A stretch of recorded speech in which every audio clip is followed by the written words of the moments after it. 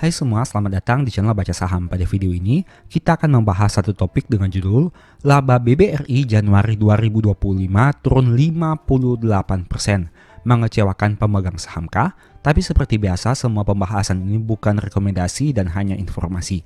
Ingat, kerugian kamu tanggung sendiri ya. Nah, saat video ini dibuat pada tanggal 28 Februari tahun 2025, kamu bisa melihat adanya penurunan yang sangat drastis untuk saham BBRI, di mana saat video ini dibuat ditutup pada angka 3.360. Dengan kata lain, turun 7,4% hanya dalam waktu satu hari saja. Jika kita lihat data selama tahun 2025, harga saham BRI sudah turun 17,65%. Dan dalam satu tahun terakhir, mengejutkannya harganya sudah turun hingga 46%. Bisa kamu bayangkan saham sebesar BBRI harganya turun 46% hanya dalam waktu satu tahun terakhir saja. Mari kita lihat data historikalnya seperti apa. Kita akan melihat data perbandingan 10 tahun terakhir untuk saham BBRI sebelum melihat laporan keuangan terbarunya.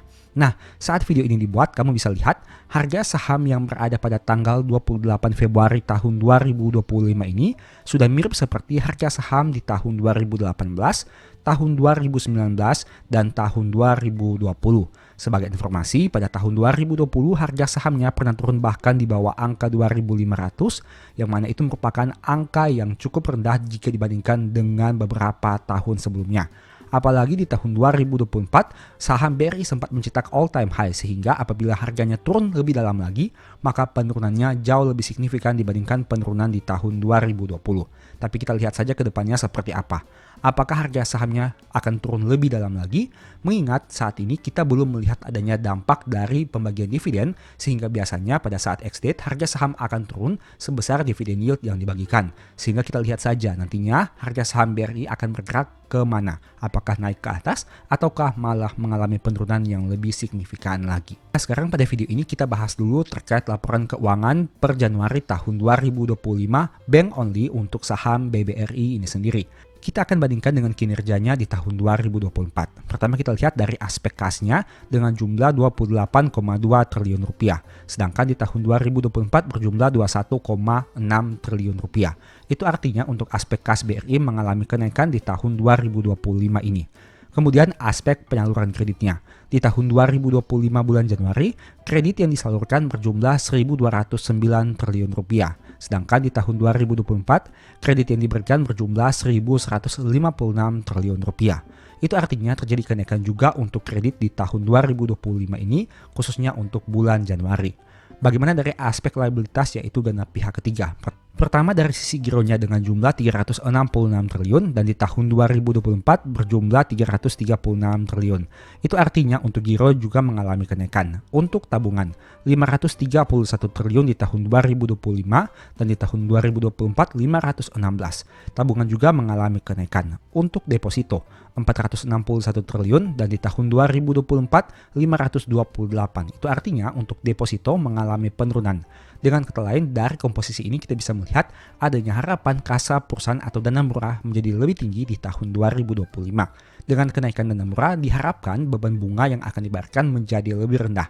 Karena biaya bunga deposito lebih besar dibandingkan biaya bunga giro maupun biaya bunga tabungan. Tapi untuk detailnya kita lihat sebentar nanti seperti apa. Kemudian kita bandingkan dari aspek ekuitas khususnya terkait laba ditahan BBRI.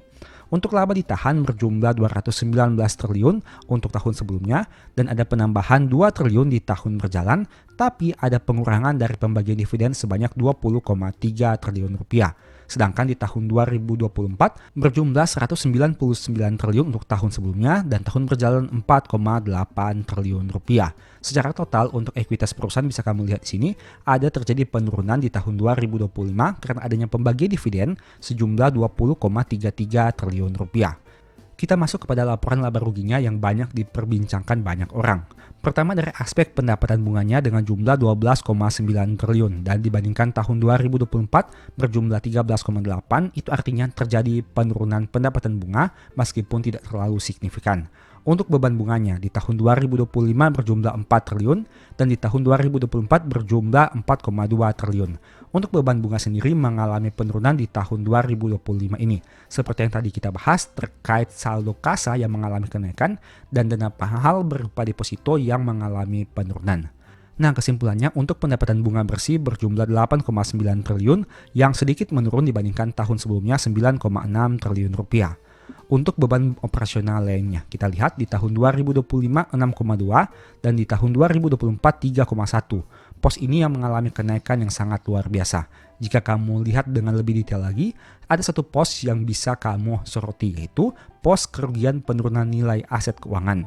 Dari yang awalnya 1,9 di tahun 2024 naik menjadi 5,6 di tahun 2025 ini. Hal itulah yang menyebabkan kenapa laba BRI tidak mampu tumbuh, malah mengalami penurunan yang sangat signifikan di Januari tahun 2025 ini. Kesimpulannya, laba bersih BRI hingga bulan Januari tahun 2025 turun dari 4,8 di tahun 2024 turun menjadi hanya 2 triliun rupiah di tahun 2025 untuk bulan Januari ini sendiri. Nah, menurut kamu bagaimana dengan adanya penurunan seperti ini? Apakah saham BRI ini masih menarik atau tidak? Ingat, penurunannya lebih disebabkan karena adanya kenaikan dari biaya kerugian yang awalnya berjumlah hanya 1,9 naik menjadi hingga 5,6 di tahun 2025 ini. Nah, setelah tadi kita melihat laporan keuangannya, ini merupakan persentase naik dan turun dari beberapa poin pentingnya. Kredit yang disalurkan naik sekitar 4,6%, saldo gironya naik 8,9%, saldo tabungannya naik 3%, saldo depositonya turun 12,7%. Untuk totalnya, dana pihak ketiga turun sekitar 1,6% yang lebih disebabkan karena adanya penurunan deposito. Untuk laba ditahan, tahun-tahun lalu naik 9,7%, tahun berjalan turun 58,3%, seperti yang tadi sudah kita bahas, dan secara neto turun 1,8% untuk laba ditahannya. Pendapatan bunga turun 6,2%, beban bunga turun 3,1%, sehingga pendapatan bunga neto turun 7,6%. Nah, ini yang menarik. Kerugian aset keuangan naik signifikan 188%, sehingga beban operasionalnya juga naik 98,6%. Dan hal itu berdampak kepada laba periode berjalan yang turun 58,3%. Salah satunya disebabkan mayoritas oleh kerugian aset keuangan yang sangat naik signifikan. Hal itu tentu saja sangat berkaitan dengan penyaluran kredit dan kualitas kredit BRI secara keseluruhan. Sehingga untuk mengetahui apakah hal ini akan berdampak jangka panjang atau tidak, kita harus menunggu data hingga setidaknya Q1 2025 untuk melihat laporan konsolidasi. Mengingat untuk data yang kamu lihat ini hanya merupakan laporan bank only, di mana kita harus menunggu rekapan dari anak usaha BRI Group secara keseluruhan. Apakah memang kinerja di tahun 2025 ini mengalami penurunan yang sangat signifikan jika dibandingkan dengan tahun 2024 atau tidak? Karena jika melihat hanya data bank saja, terjadi penurunan laba yang cukup drastis karena adanya kenaikan dari penyisihan kerugiannya. Tapi bagaimana jika kita total secara BRI Group secara keseluruhan? Apakah hal itu juga akan berdampak signifikan atau tidak? Nah, berbicara tentang penurunan laba yang disebabkan karena adanya penyisihan yang sangat besar, sebenarnya saham BBNI juga pernah mengalami hal yang serupa. Kamu bisa lihat berdasarkan tampilan yang ada ini. Tepatnya pada beberapa tahun yang lalu di mana laba BNI mengalami penurunan yang juga signifikan dan salah satu penyebabnya karena adanya kenaikan dari penyisihan kerugiannya juga. Nah, kamu akan melihat datanya di sini. Di tahun 2020 bisa kamu lihat labanya dari yang awalnya 15,3 triliun turun menjadi tersisa 3,2 triliun di tahun 2020. Itu artinya penurunannya bahkan di atas 50% lagi. Dari yang awalnya 15,3 hanya tersisa 3,2 triliun. Bahkan pada Q3 dan Q4 tahun 2020, Bank BNI mencatat adanya kerugian bukan laba. Dan hal itulah yang menyebabkan labanya selama setahun, yaitu di tahun 2020 turun drastis dari 15,3 menjadi 3,2. Tapi apakah hal itu berlangsung dalam jangka panjang? Ternyata tidak. Di tahun 2021 labanya kembali bangkit. Dari 3,2 naik menjadi 10,8 triliun. Tahun 2022 naik lagi jadi 18,3 triliun. Tahun 2023 jadi 20,9 dan tahun 2024 jadi 21,4 triliun rupiah. Nah, ternyata bukan hanya BRI yang pernah mengalami penurunan laba yang sangat signifikan. Bahkan BNI jauh lebih parah dibandingkan BRI pada kinerja Januari tahun 2025-nya. Karena secara full year di tahun 2020, laba BNI bahkan pernah turun hingga di atas 50%. Sekarang kita lihat dampaknya terhadap harga saham di tahun 2020 seperti apa. Apakah harga saham BNI cukup stabil ataukah justru mengalami penurunan? Bisa kamu lihat ini berdasarkan data setelah dilakukannya stock split dan disesuaikan dengan angka stock splitnya. Harga saham BRI yang awalnya di angka sekitaran 4 ribuan turun drastis hingga mencapai angka di bawah 2.000 rupiah. Itu artinya penurunannya jauh lebih signifikan dengan penurunan yang bisa dikatakan di atas 50%. Apakah saham BRI akan mengalami hal yang serupa? Kita lihat saja nanti seperti apa. Tapi intinya jika mengaca pada data histori, kamu bisa lihat untuk saham BNI yang mengalami penurunan drastis harganya kembali mengalami kenaikan karena tentunya labanya juga kembali tumbuh di tahun-tahun selanjutnya. Kita lihat saja untuk saham BRI ini sendiri. Apakah di tahun 2025 ini kinerjanya masih bisa tetap tumbuh ataukah justru mengalami penurunan yang sangat signifikan seperti bulan Januari ini. Memang dengan penurunan laba tersebut akan berdampak kepada harga sahamnya. Contohnya saja seperti di tanggal 28 Februari ini yang harga sahamnya mengalami penurunan sangat drastis yaitu 7,4% hanya dalam waktu 1 hari saja. Ingat, kapan lagi kamu melihat BRI turun seperti ini? Bahkan dalam 1 minggu harganya sudah turun 13,62%. Penurunan yang sangat signifikan untuk saham sekelas Bank BRI. Pertanyaannya, bagaimana dengan pemegang saham? Apakah kamu masih yakin dengan saham ini atau tidak? Mungkin sebagian orang cukup khawatir dengan penurunan laba ini karena berdampak kepada harga sahamnya. Jika dulu kamu bisa mengatakan BRI ini masih menghasilkan pertumbuhan laba meskipun tipis dengan angka laba yang mencapai 60 triliun sehingga apabila harga sahamnya jatuh, kinerjanya atau labanya masih bagus. Tapi bagaimana dengan tahun 2025 ini? Apalagi setelah kinerja Januari 2025 ini terbit dengan penurunan laba yang mencapai di atas 50% secara bank only. Apakah kamu tetap yakin dengan saham ini ataukah justru sudah mulai berpikir untuk akan melakukan cut loss? Nah, sebelum mengambil keputusan saya mau menyampaikan sedikit masukan di mana kita sebaiknya menunggu hingga data Q1 tahun 2025 terbit untuk melihat rekapan yang lebih detail lagi. Mengingat saat video ini dibuat hanya data bank only saja sehingga kita harus menunggu data keseluruhan dari BRI Group seperti apa. Tapi setidaknya tentu kamu sudah melihat dengan lini bisnisnya yaitu perbankan dengan Bank BRI terjadi penurunan laba yang cukup signifikan. Tapi di sisi yang lain bisa juga kamu lihat bahwa penurunan tersebut lebih disebabkan karena adanya kenaikan biaya penyisihan kerugiannya. Sehingga apabila di kemudian hari ternyata perusahaan mampu untuk menyelesaikan masalah kualitas kreditnya, akan ada harapan labanya bisa tumbuh lagi. Tapi dengan catatan itu bisa terjadi. Kita juga tidak tahu kedepannya seperti apa. Apakah kinerjanya bisa terus tumbuh atau tidak? Tidak ada yang tahu. Yang jelas, kamu harus mempertimbangkan konsekuensi dan hal terburuk yang siap kamu terima sebelum mengambil keputusan apakah itu akan buy, hold, atau melakukan cut loss. Dan sebagai informasi, saya sudah pernah buat satu video yang mungkin bisa berguna bagi kamu. Silahkan nonton hingga selesai. Nah, sebentar lagi kamu akan melihat satu pembahasan. Dan pembahasan ini merupakan cuplikan pembahasan dari ebook Stock for Living yang pernah saya tulis. Apabila kamu tertarik untuk mempelajari lebih lanjut, silahkan lakukan pembelian untuk ebook ini.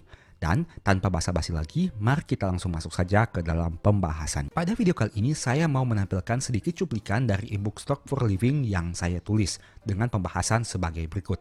Berbicara rasa aman, penulis punya cerita menarik tentang hal ini. Beberapa tahun yang lalu, penulis sempat membeli satu saham perusahaan dengan nominal yang besar. Hal ini penulis lakukan setelah menganalisa berbagai aspek dan yakin bahwa saham tersebut layak untuk dikoleksi. Artinya dari poin pembahasan pertama ini, saya yakin bahwa perusahaan tersebut memiliki fundamental yang baik. Beberapa waktu kemudian, harga saham perusahaan turun signifikan dan menyebabkan portofolio penulis mengalami floating loss yang sangat besar, seperti yang tadi sudah saya katakan. Dengan kondisi harga saham yang terus turun, membuat penulis ragu apakah keputusan untuk membeli saham tersebut sudah tepat atau keliru, dan berujung pada satu pertanyaan penting, apakah saham ini akan terus di hold atau di cut loss saja. Ingat, pada awalnya saya sudah melakukan analisa dari berbagai aspek dan yakin bahwa saham tersebut layak untuk dikoleksi. Tapi karena adanya penurunan harga saham yang sangat signifikan, membuat saya bertanya-tanya kembali. Apakah hal itu yang dipengaruhi dari sisi psikologi? Tentu iya, karena meskipun secara akal sehat dan secara logika kita yakin dengan saham tersebut, tapi apabila kita terus-menerus melihat harga saham yang mengalami penurunan, kita kemudian akan berpikir kembali, apakah analisa dan keputusan saya itu sudah tepat atau tidak, dan apakah saham tersebut akan terus di-hold atau di-cut loss saja. Di tengah kebimbangan, penulis tetap melakukan rutinitas seperti biasa. Nah, menariknya, karena saham ini merupakan perusahaan besar, penulis dengan mudah bisa melihat aktivitas usaha, produk, bahkan kantor-kantornya. Saat melakukan aktivitas keluar rumah atau kota, penulis bisa melihat kantor dan aktivitas usahanya yang berjalan dengan lancar. Saat nonton TV atau YouTube, penulis sering melihat iklan perusahaan.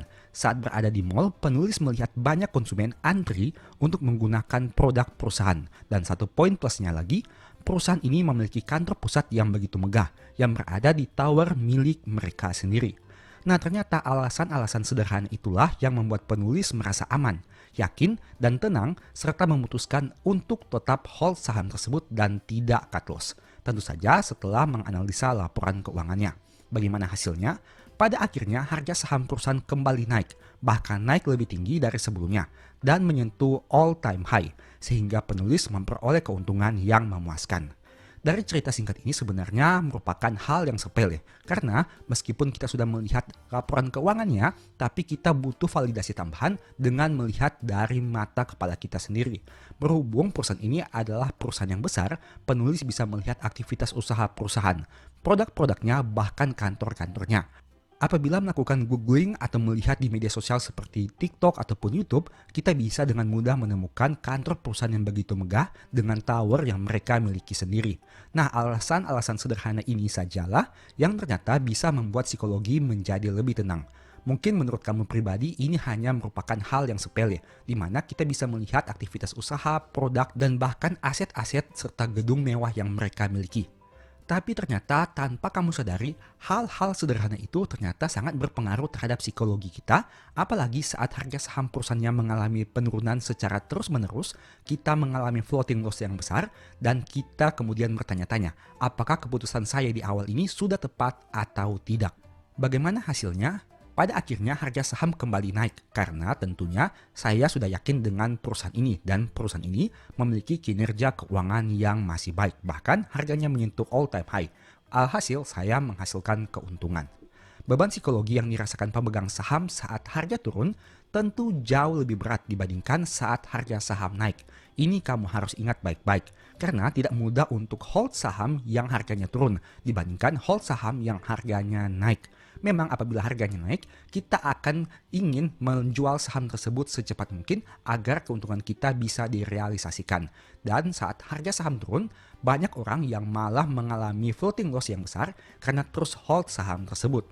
Pertanyaannya, apakah saat memutuskan untuk hold saham tersebut, keputusan itu tepat atau tidak? Yang pertama, kita juga harus lihat dari sisi bisnis dan fundamentalnya. Tapi itu tidak cukup. Hal kedua yang harus kita lihat adalah bagaimana kita meyakinkan psikologi kita agar supaya bisa tetap tenang. Terkadang kita perlu mencari konfirmasi di luar laporan keuangan dan ekonomi agar psikologi menjadi lebih tenang, dan salah satu caranya adalah dengan melihat kantor, aktivitas usaha, dan produk perusahaan yang masih beroperasi dengan baik. Seperti yang saya katakan tadi, terkadang kita tidak hanya harus menganalisa angka dan data, tapi kita juga harus melihat fisik, aktivitas usaha, dan produk perusahaan. Berbicara tentang melihat, penulis punya cerita lain yang bertolak belakang dengan kisah sebelumnya.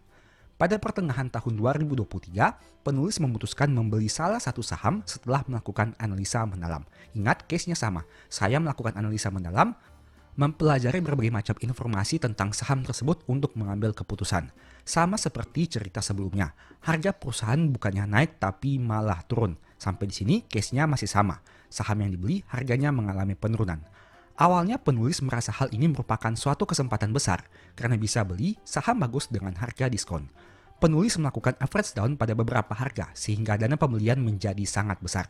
Nah, di sini saya melakukan average down pada beberapa titik harga karena melihat perusahaan ini memiliki peluang yang baik apabila harganya mengalami penurunan. Apa yang terjadi selanjutnya? Harga saham turun lebih dalam dan menyebabkan penulis mengalami floating loss dengan nominal yang kurang lebih setara dengan biaya hidup 1 tahun. Artinya cukup besar. Kondisi ini sebenarnya sama seperti cerita sebelumnya, di mana saham yang dibeli dengan nominal besar mengalami penurunan signifikan. Ingat, pada cerita pertama dan cerita kedua ini semuanya skenario-nya sama. Saya membeli perusahaan setelah melakukan analisa mendalam, harga sahamnya turun, dan saya melakukan average down. Kedua saham ini juga merupakan market leader di industrinya masing-masing. Artinya bukan saham kecil, melainkan saham yang bisa dikategorikan besar. Mampu menghasilkan laba yang sangat besar, kinerja keuangannya sangat baik, rutin bagi dividen setiap tahun, dan manajemen perusahaan dipimpin oleh orang yang berkualitas.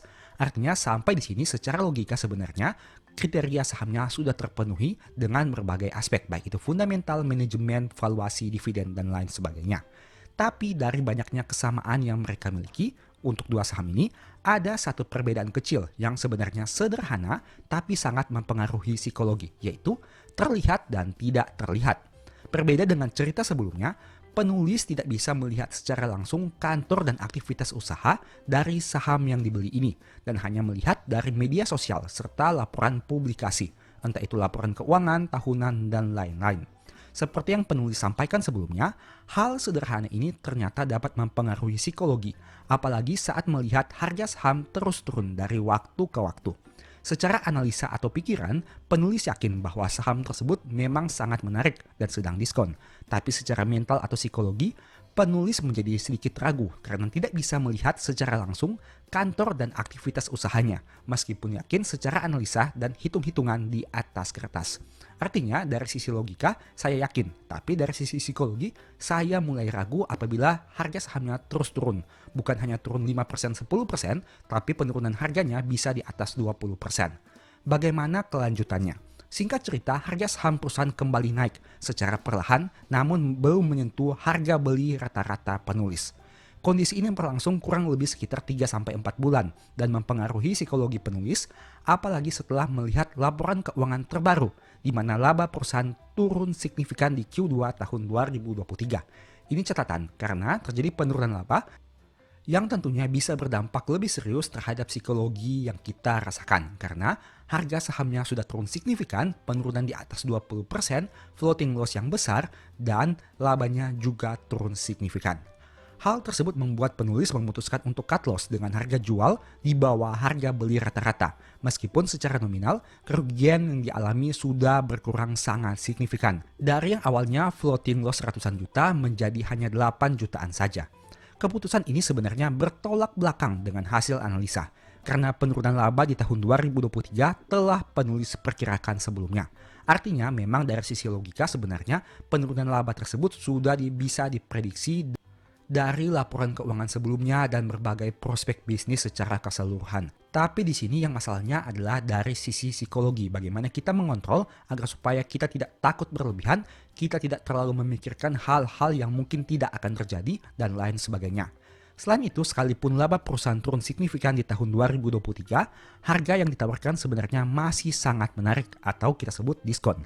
Jadi, faktor penting yang membuat keputusan penulis berubah dari hold menjadi cut loss sebenarnya bukan dari sisi analisa perusahaan, melainkan dari aspek psikologi. Apa yang terjadi setelah penulis cut loss? Ini yang banyak terjadi dan saya yakin banyak dari kamu yang juga pernah mengalaminya. Harga saham perusahaan naik signifikan, bahkan dalam waktu kurang dari 1 bulan, harga sahamnya naik di atas harga tertinggi yang pernah penulis beli.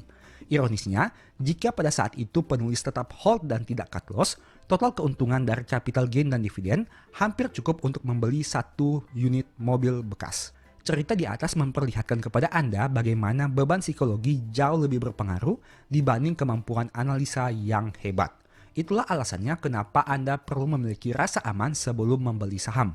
Pertama-tama, rasa aman terhadap instrumen saham itu sendiri, dan kemudian rasa aman terhadap saham perusahaan yang dibeli. Itu merupakan cuplikan singkat dari pembahasan di e-book Stock for Living yang semoga bisa memberikan manfaat kepada kamu.